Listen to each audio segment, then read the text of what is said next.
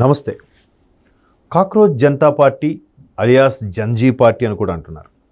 So నిజంగా జంజీ party అంటే జంజీ ఇవాళ రేపు ఎంత భయంకరంగా అన్ని రంగాల్లో ఎలా సాధిస్తుందో చూసాం.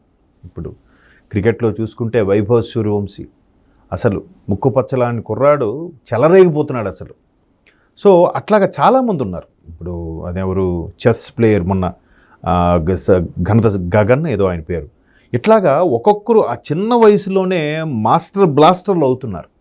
అయితే ఇక్కడ ఈ కాక్రోచ్ జనతా పార్టీ మేము స్టూడెంట్స్మే అని చెప్పుకొని వెళ్తున్నా కూడా ఎక్కువ మంది జఫాలు ఉన్నారనే వార్త కూడా ఒకటి వినిపిస్తోంది, వైరల్ అవుతుంది.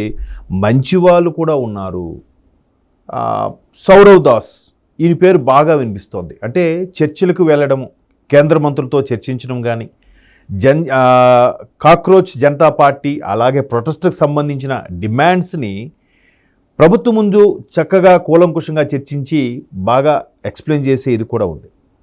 మేబీ జర్నలిస్టు అన్ని రకాల ఇప్పుడు జనరల్గా ఎలా ఉంటుందంటే మీరు అబ్జర్వ్ చేయండి, చాలామంది గొప్ప గొప్ప రిలేషన్స్లోనూ గొప్ప గొప్ప సొసైటీల్లో ఉండేవాళ్ళు ఆటోమేటిక్గా మెచ్యూరిటీ లెవెల్స్ డిఫరెంట్గా ఉంటాయి. నేను చాలా వరకు అబ్జర్వ్ చేసింది, కొంతమంది పేర్లు అనవసరం చిన్న వయసులోనే స్టార్స్ అవుతుంటారు. అంటే ఒక సినిమా హిట్ అవ్వడమో, లేదంటే ఒక క్రికెట్లో హిట్ కొట్టడమో, లేదా రకరకాలుగా. సో వాళ్ళు మాట్లాడే తీరు, ఆ విధానం చూస్తే అరే వీళ్ళకి 18 ఏళ్ళకి 20 ఏళ్ళకే ఎంత మెచ్యూర్డ్గా మాట్లాడే ఆ సెన్స్ ఎలా వచ్చింది. అలాగే వాళ్ళు మాట్లాడే ఆ వొకాబులరీ, ఆ way of approach, communication skills కూడా చాలా బాగుంటాయి. అంటే వాళ్ళు పెరిగే వాతావరణం విధానం అలా ఉంటుందేమో. మేబీ ఎక్కడో తెలంగాణలో ఒక ఆదిలాబాద్ జిల్లానో, లేదంటే ఆంధ్రప్రదేశ్లో ఒక ఉత్తరాంధ్ర మారుమూలుగా పుట్టి చదువుకునే కష్టపడి వచ్చేవాడికి ఆ ఎక్స్ప్రెస్ చేసే భావజాలం ఉంటుంది, బట్ ఎక్స్ప్రెస్ చేయలేడు. Communications problem. మేబీ అక్కడ వాళ్ళకి ఇంగ్లీష్ లేకపోతే మధ్యలో హిందీ ఆ టీకే చల్తా అని చెప్పి నడిపించేవచ్చు. సో దానివల్ల చాలామంది అరే చిన్న వయసులో ఎంత బాగా మాట్లాడుతున్నాడు, అరే వాడు మన లోకల్గా తెలుగు మాట్లాడితే ఎవడు దాన్ని పట్టించుకోడు, ఆ తెలుగు కదా మాట్లాడుతున్నాడు అంటే హిందీ మాట్లాడితే వాడు తోపా. సో ఇక్కడ ఆ సౌరవ్ దాస్ ఎవరైతే ఉన్నాడో వాడిని తెగ మీడియా అంతా పొగిడేస్తుంది. అలాగే దాని వ్యవస్థాపక వాడు ఎవరు, దీప్కే, ఆ దీప్కే వాడు కూడా వాడు తోపు అని అంటున్నారు. మొన్న స్ట్రైక్ చేస్తున్నప్పుడు అక్కడికి ఒక కానిస్టేబుల్ వచ్చి నేను నా వృత్తికే రాజీనామా చేస్తున్నాను, మీ స్టూడెంట్స్ కోసం నేను చేస్తున్నాను అన్నాడు. తీరా చూస్తే వాడు ఉత్తరప్రదేశ్కో బీహార్కో చెందిన కానిస్టేబుల్, వాడి మీద 3-4 క్రిమినల్ కేసులు ఉన్నాయి. అక్కడ ఆ ఏరియాకి చెందిన ఐజీ, ఒక ఫిమేల్ ఐపీఎస్ ఆఫీసరు వీడి గురించి క్లియర్గా చెప్పింది, వీడి మీద చర్యలు తీసుకున్నాం, వీడు సస్పెన్షన్లో ఉన్నాడు. అది కాక మొన్న జూన్ 20న మూడోసారి సస్పెండ్ చేశాం, రేపో మాపో వాడిని డిస్మిస్ చేసే ఆలోచనలో కూడా ఉన్నామని క్లియర్గా IG, inspector general IPS officer చెప్పారు ఆవిడ. సో ఇక్కడ బయటకు వచ్చి బిల్డప్లు ఇస్తున్నారు. ఇప్పుడు సోషల్ మీడియాలో కూడా వైరల్ అవుతున్న అంశాలు ఏంటంటే, అక్కడికి వచ్చిన వాళ్ళు రాముడి గురించి ఎందుకు మాట్లాడుతున్నారు, హిందూ భావజాలం గురించి ఎందుకు మాట్లాడుతున్నారు, అలాగే ఒక వల్గర్గా మాట్లాడే పోస్టర్లు కూడా పెడుతున్నారు. ఒక మహిళా ప్రొటెస్ట్ అయితే, ఒక ఫిమేల్ ప్రొటెస్టు, మగవాడి యొక్క పుట్టుకకు కారణమైన శుక్రకణాలు బొమ్మ వేసి దాని చివరన కేంద్ర మంత్రి యొక్క ధర్మేంద్ర ప్రధాన్ బొమ్మ వేసి మరీ ప్రొటెస్ట్ చేసి కనబడుతుంది. నాకు అది చెప్పడానికి నాకు ఇబ్బంది అనిపిస్తుంది, బట్ ఆమె నిస్సిగ్గుగా పట్టుకొని నిలబడుతుంది. మరి ఇది జంజీ నైజమా? వల్గరగా మాట్లాడితేనే జంజీనా? వల్గరగా పోస్టులు పట్టుకుంటే జంజీ రిలేటెడా? కాదే. మేబీ వైకాపా వాళ్ళు ఏమైనా ట్రైనింగ్ ఇచ్చారేమో. అంటే అలాగ మాట్లాడి ఇంకొకరైతే పురుషుల మర్మావయాలు సింబలేసి అక్కడ కేంద్ర మంత్రుల్ని అవమానపరిచేలాగా ఉన్నాయి. మీకు అంత ద్వేషం ఏంటి? మీకు కావాల్సింది నీట్ పేపర్ని ఎవడైతే లీక్ చేశాడో అది శిక్షించాలి, దానికి బాధ్యత వహించి కేంద్ర మంత్రి రాజీనామా చేయాలి. అది కదా కాన్సెప్టు. బట్ లాల్ బహదూర్ శాస్త్రి గారిలాగా ఎక్కడో రైల్వే యాక్సిడెంట్ జరిగితే ఎక్కడ ప్రధానిగా రాజీనామా చేసే అంత సూపర్ పొలిటీషియన్స్ ఎక్కడున్నారు ఇప్పుడు ప్రస్తుతం?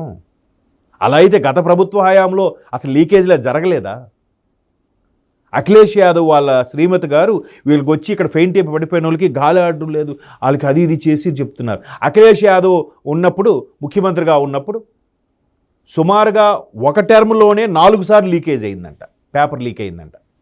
మరి అప్పుడు ఇవన్నీ గుర్తులేవా? అంటే కేంద్ర ప్రభుత్వం మీద ఏదో ఒకటి ఆ మచ్చను పట్టుకోవడం ఎలా? కరెక్ట్గా సీజేపీ వచ్చింది, సీజేపీతో పాటు కొన్ని జఫ్ఫాలు కూడా వచ్చాయి, ఒరిజినల్గా ఉండేవి కాదు. ఇప్పుడు సౌరవ్ దాస్ లాంటి వాడు ఏదో జర్నలిస్టు, ఆర్టీఐ ద్వారా చాలా వరకు ప్రశ్నిస్తాడు, వీళ్ళంటే పోలీసులకి లాయర్లకి భయం, చాలా పవర్ఫుల్ జర్నలిస్టు. ఓకే, ఇప్పుడు ఢిల్లీ కేంద్రంగా దేశ రాజధాని, ఢిల్లీలో ఉండేవాడికి అక్కడ ఏదైనా ఇష్యూ వచ్చినా వీటిని ఇమీడియట్గా ప్రొటెస్ట్ చేయడం, ఇమీడియట్గా ప్రశ్నించడం అనడానికి అక్కడే కాబట్టి ఈజీ అవుతుంది. అదే ఇక్కడ ఈ ఆంధ్ర వాడో తెలంగాణ వాడితే ఇక్కడ నుంచి అక్కడ వెళ్ళొద్దు, వాడికి ఎంత ఖర్చు అవుద్ది? ఆ రోజువారీ కార్యక్రమంలో అక్కడ అటెండ్ అయితే వాడికి దేశ రాజధానిలో వీడు ఇలా చేశాడురా, ఏంది గొప్ప? చాలామంది ఇక్కడే కొంతమంది చాలా గొప్పగా చూపించి పోర్ట్రే చేస్తూ ఉంటారు. అంటే నేను తప్పు పట్టట్లేదు, వాళ్ళు నేను కించపరచడం ఉద్దేశం కాదు. అలాగా ఒక 5% ఉన్నారు ఆ ప్రొటెస్ట్కి వచ్చిన వాళ్ళు, పర్వాలేదు, కొంచెం నాలెడ్జ్ ఉండి చదువుకున్న వాళ్ళు. మిగతా అంతా జఫ్ఫా బ్యాచే కనబడుతున్నారు. మొన్న ఒక ఫీమేల్ అయితే శారీ కట్టుకొని వచ్చి నేషనల్ ప్లాటూన్స్ ఉంటాయి కదా, భద్రతా బలగాల్లో రకరకాలుగా ఉంటాయి, సిఆర్పిఎఫ్ అని, ఎస్పిఎఫ్ అని ఏవో ఉంటాయి కదా, వాళ్ళు జస్ట్ నిలబడితే అక్కడ ఎవ్వరు లేదు, అందరూ వెళ్ళిపోయారు. అక్కడికి వెళ్ళి గట్టిగా అరిచి దానికి ప్రొటెస్ట్కి సపోర్ట్ చేస్తున్నా అని చెప్పి, భారత మాతకు జై అని చెప్పి, కేంద్ర మంత్రి రాజీనామా చేయాలని చెప్పి అరిచేసింది.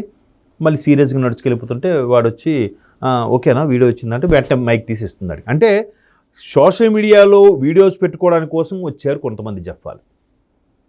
ఇక్కడ మేధావులు ఉన్నారు, చాలామంది ఉన్నారు. అంటే నాకు అర్థం కానిది ఏంటంటే, నిజంగా దీని మీద బాగా ఫైట్ చేయాలనుకునే కాన్సెప్ట్ ఉన్నప్పుడు మీరు ఫస్ట్ లీకేజ్ అయ్యి ఒకరో ఇద్దరు సూసైడ్ చేసుకున్నప్పుడే మీరు రోడ్డు మీదకి రావాలి కదా. అది అయిపోయింది, అక్కడ నెల రోజుల తర్వాత ఇంకో టెస్ట్ కండక్ట్ చేసేశారు, ఇంకా మీరు ఇప్పుడు మళ్ళీ దాన్ని రాద్ధాంతం చేయడం ఏంటి? పోనీ కేంద్ర మంత్రి రాజీనామా చేయమని డిమాండ్ చేశారు, బాగుంది. మరి అక్కడ ఆ ప్రొఫెసర్లకు కనీసం ఎవరైతే పేపర్ లీక్ చేశారో ఆ ప్రొఫెసర్లకి పనిష్మెంట్ ఇవ్వండి అని ఒక్క పోస్టర్ లేదండి. ఒక మహిళ, ఒక పురుషుడు ఏదో ఉన్నారుగా, ఒక మ్యాథమెటిక్స్ ప్రొఫెసర్, ఒక కెమిస్ట్రీ ప్రొఫెసర్ ప్యానెల్లో ఉండేవాళ్ళగా, వాళ్ళ ఫోటోతో ఒక్క పోస్టర్ లేదే. వాళ్ళని శిక్షించండి, కఠినంగా శిక్షించండి, నడి రోడ్డు మీద పెట్టి మాకు చెప్పు దెబ్బలు కొట్టండి అని అలాంటివేం చెప్పారా? లేదే. ఎంతసేపు కేంద్ర ప్రభుత్వం మీద టార్గెట్. ఇక్కడ జరిగింది ఒకటైతే జరుగుతున్నది ఒకటి. అక్కడ ఒక్కొక్కరికి సిబిఎస్ఈ అంటే తెలీదు, నీట్ ఎక్స్పాన్షన్ అంటే తెలీదు.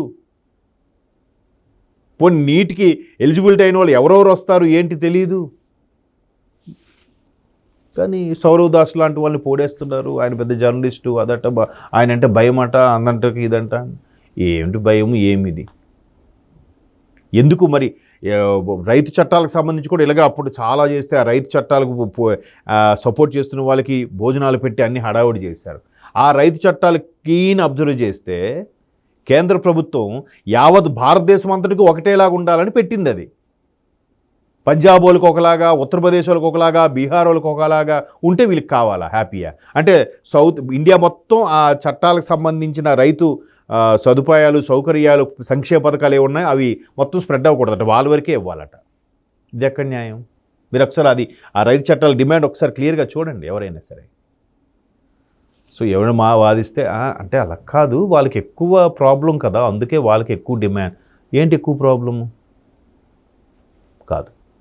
సో జనాలు కూడా కొంతమంది ఇంతకుముందే చూశాను, ఆవిడ హీరో సూర్య జ్యోతిక కూడా దానికి మేము ఫుల్ సపోర్టు, మా పిల్లలు ఇక్కడ చదువుకుంటారు కాబట్టి ఫుల్ సపోర్ట్ మేము చేస్తున్నాం. మీకేం పోయిందమ్మా? చక్కగా నువ్వు మీ ఆయన సంపాదిస్తున్నారుగా, ఎందుకు ఇప్పుడు సడన్గా ప్రొటెస్ట్? మరి ఇలా ప్రొటెస్టు ఇలాగా విద్యార్థుల కోసం సపోర్ట్గా మాట్లాడినప్పుడు చాలా జరుగుతున్నాయి కదా, అక్కడెందుకు మాట్లాడరు, అక్కడెందుకు స్పందించరు?